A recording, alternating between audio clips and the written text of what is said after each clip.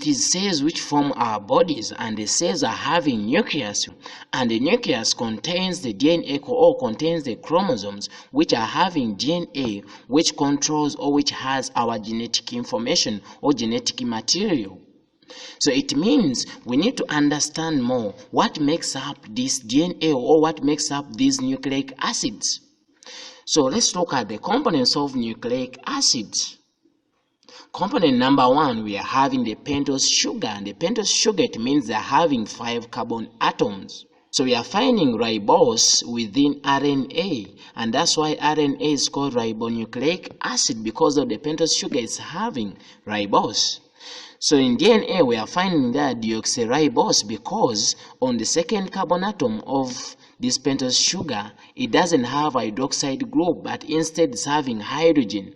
So that makes it to be called deoxyribose, because one hydroxide group has been removed and has been replaced with only hydrogen. So that makes DNA to be called deoxyribonucleic acid.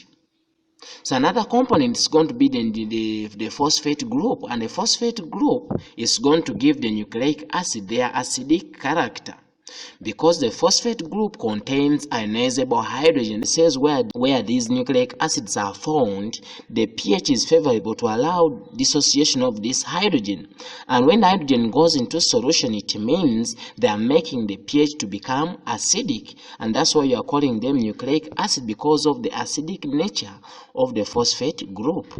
And another reason as to why they are called nucleic acids is because DNA and some RNA, that is messenger RNA, they are found in the nucleus. That's why they are called nucleic acids. So another vital component of these nucleic acids, it is going to be the nitrogenous base. The nitrogenous bases are heterocyclic compounds with the rings, containing nitrogen and carbon. So these nitrogenous bases are very vital or crucial in the nucleic acids. And we are having two types of nitrogenous bases we are finding there. Purines. So the purines are containing a pair of fused rings. Let me say they are containing two rings which are fused together, and you should remember these are just heterocyclic compounds, meaning they are not benzene derivatives, or they are not having a benzene ring in them, but they are only heterocyclic compounds. So the purines, we say they're having two rings which are fused together, and examples of purines we are having, these are adenine, and adenine is abbreviated as capital A, and guanine is abbreviated as capital G. So another type of nitrogenous base we are finding there in the nucleic acids, these are the pyridamines.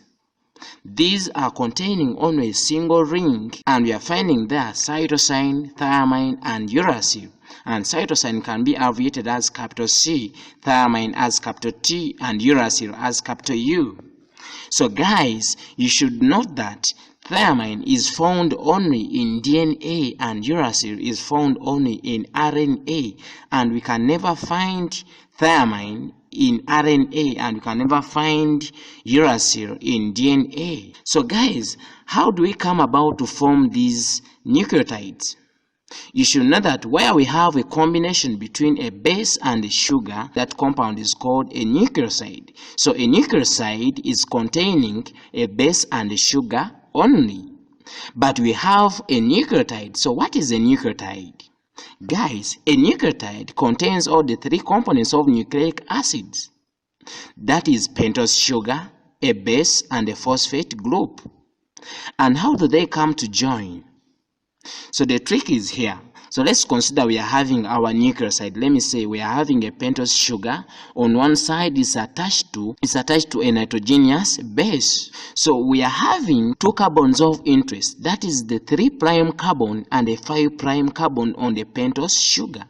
The 3' are meaning the third carbon atom, its hydroxide group, or the hydroxide group found on carbon atom number 5, they are the ones which are going to be used in the bonding between a phosphate group and the pentose sugar.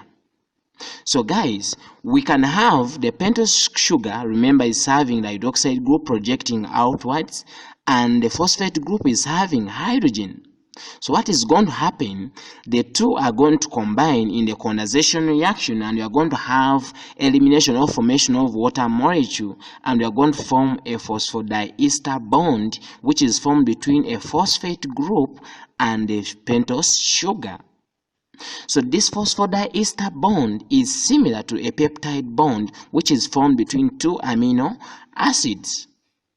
So guys, we can have the strands of nucleic acids bonding from the 5' and others bonding from the 3'. So this one, it means the pentose sugar, if it is called the 5' strand, let me say, from 5 to 3', it means the terminal sugar on the nucleotide, it is bonding, it's having a free phosphate group in this 5 carbon atom. If it is the 3' end strand of a nucleotide, it means on the terminal sugar, on the terminal pentose sugar of that nucleotide, it is having phosphate group on the 3rd carbon atom, or on the 3' carbon of the pentose sugar.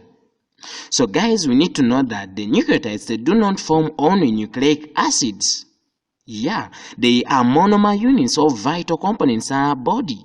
For example, these nucleotides are forming ATP, they are forming NAD, and they are forming cyclic AMP, among others. And these components are playing chief roles in body physiological mechanisms. So guys, now we have seen the components of the nucleotide, and I have said that a nucleotide contains a phosphate group, which is going to give it its acidic character. It's going to have a pentose sugar, and the pentose sugar is going to give a nucleic acid its name. Either it's going to be RNA or DNA, and we say the nitrogenous bases, which are going to be there, which are going to undergo complementary base pairing if it is DNA, and if it is RNA, they are going to be used in protein synthesis. So guys, now we are going to look at the structure of DNA. Remember, DNA is called deoxyribonucleic acid, and comes from the fact that the pentose sugar it's having, it is deoxyribose. So we are going to describe the structure of DNA according to Watson and Crick. So according to these two scientists, the DNA consists of two polynucleotide chains. Let me say, it consists of two strands. And guys, each strand forms a right-handed helical spiral. As you can see in that picture, these two chains or strands, they coil around each other and are going to form a double helix structure of DNA, as you can see in that picture. So guys, we should note that these two strands are running anti-parallel to each other. Let me say, they are anti-parallel in the fact that one runs from the 5' to 3' direction, and another one is running from the 3' to 5' direction, as you can see in that picture there. So 5', it means the 5' end has a free hydroxide or phosphate group attached on carbon atom number 5 of its terminal sugar. So it means at the terminal sugar, or the sugar which is ending the strand, is having the phosphate or the hydroxide group on the 5 carbon atom. That makes it to be the 5' end. The 3' end has a free hydroxide or phosphate group attached on carbon atom number 3 of its terminal sugar. So guys, that's the only way you can know that this strand is running from 5' to 3', or running from 3' to 5' direction. So guys, we should know that the phosphate and the sugar forms the backbone of DNA, as you can see in that picture. So we find the phosphate group and the sugar found at the extreme side, and whereas the base is projecting inside. So this makes the sugar and the phosphate group to act as the backbone. Remember, the sugar are going to be on both sides because there are two strands which are intertwined together. So it means we shall find the nitrogenous bases, all of them in the middle, or let me say all of them projecting inside. So within DNA we have complementary base pairing. And why are we calling them complementary base pairing is that where we have guanine, it forms hydrogen bonds with cytosine. And the bond between guanine and cytosine, it is much stronger because it forms triple bonds between guanine and cytosine. Adenine and thymine, they form only a double bond. So this is also called the Watson-Crick pairing. So this is the pairing of bases according to Watson and Crick structure of DNA. So don't forget that the DNA is negatively charged, so it's having a negative charge along the entire surface, and it's having also a positive charge of the histone codes. So we should know that the DNA is not naked, but it is having a histone code.